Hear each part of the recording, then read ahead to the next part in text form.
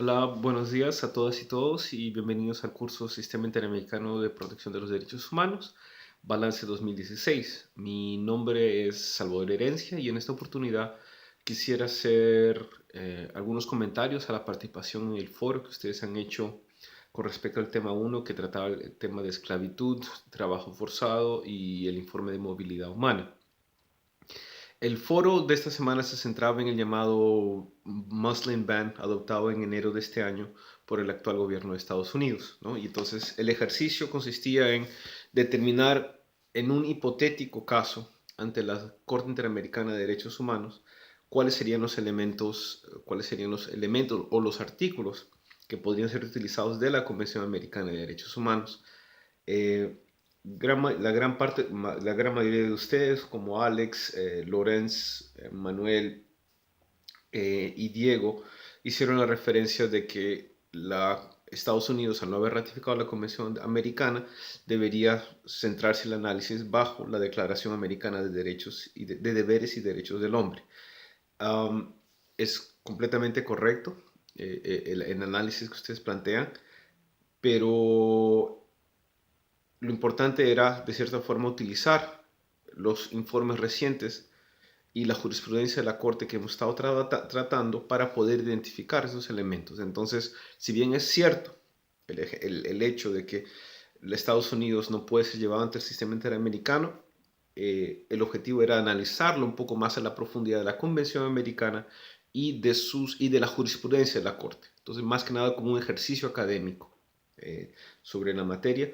Desde luego que es muy probable que en audiencias entre el sistema interamericano, entre la Comisión Interamericana, organizaciones estadounidenses puedan llevar o presentar este tema, pero ya bajo la Carta de la OEA y la Declaración Americana de Derechos y Deberes del Hombre. En todo caso, bien a todas las personas que hicieron algunos comentarios. El segundo elemento, y bueno, Alex, Manuel, Mario Salazar y María Chalá identificaron una serie de artículos, ¿no? 1, 2, 5, 6, 8, 13, 19, 25, 26, 27, y la lista sigue de posibles violaciones a la Convención Americana sobre Derechos Humanos. Y es importante identificar que como una política determinada puede violar varias disposiciones de tratados internacionales. Pero nuevamente el objetivo es no solamente tener una lista de mercado, una lista de lavandería, sino también hacer un análisis de estas implicancias, ¿no? Entonces, este es un comentario más para los próximos ejercicios que vamos a llevar a cabo el curso. Que queremos es buscar sus ideas, sus posiciones sobre los temas en concreto que estamos planteando. En el caso de Lorenz es muy interesante el punto que él plantea, se centra en el caso de la xenofobia y cómo es una política orientada bajo este tipo de medidas, ¿no? En el mismo caso, Alexandra Rosado plantea, ¿no?, desde el uso del término concreto de este supuesto Muslim ban, hacia cómo esto viola tanto artículos de la Convención como la declaración americana. Um, Sin embargo, algo que me llama la atención es que se hace una lista de todos los artículos, de varios artículos de la Convención Americana, pero no se menciona el artículo 12 de la Convención o su equivalente en la Declaración Americana, que es el artículo tercero, que se refiere a la libertad de conciencia y religión. Salvo Judith Morales, a quien la felicito mucho por haber identificado este artículo, esta es la justificación para todos los demás.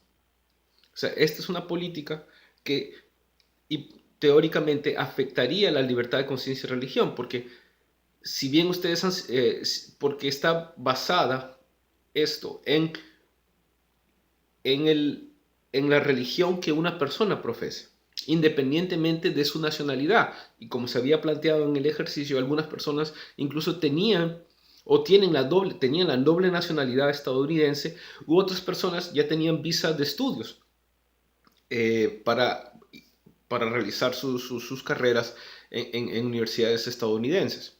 Entonces, pero el tema fue la religión. Entonces, y esto entonces, todos los demás artículos, si es violación de debido proceso, violación de derecho, dignidad, de libertad, nacionalidad, todo eso queda subordinado o queda subeditado de cierta forma a cuál es el elemento disparador de esta serie de violaciones, que es, esta es una norma orientada o basada en la religión de una persona o de un grupo de personas. Tanto es así que unas noticias o desarrollos posteriores a la adopción de esta política, se abrió una excepción para que ciudadanos en Siria, si no me equivoco, fue el caso, que fueran católicos o cristianos, no les aplicaba el veto. Entonces ahí está de cierta forma la evidencia de que es un elemento que va hacia la religión de una persona que viola el artículo 12 de la Convención, violaría el artículo 12 de la Convención Americana y el artículo 3 de la Declaración.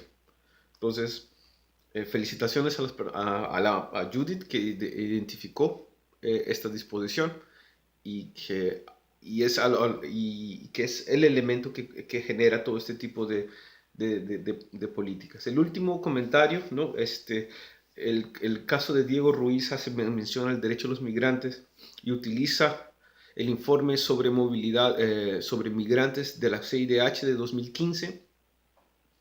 Es interesante la cita que usted pone, pero la cita parece más laudatoria de la Corte Constitucional que la aplicación de una regla en conjunto. Entonces, hay que saber identificar bien cuáles son las referencias y cuál es el argumento que uno utiliza para poder enfatizar. Si bien la cita hace referencia a víctimas de desplazamiento forzado, personas que huyen de la violencia, un Estado no tiene que aceptar refugiados. Y este es de cierta forma el gran problema que hay en Europa. O sea, digamos, el tema no es la movilidad, el tema no es más allá del conflicto, de la violencia y que las personas tienen que huir de sus países.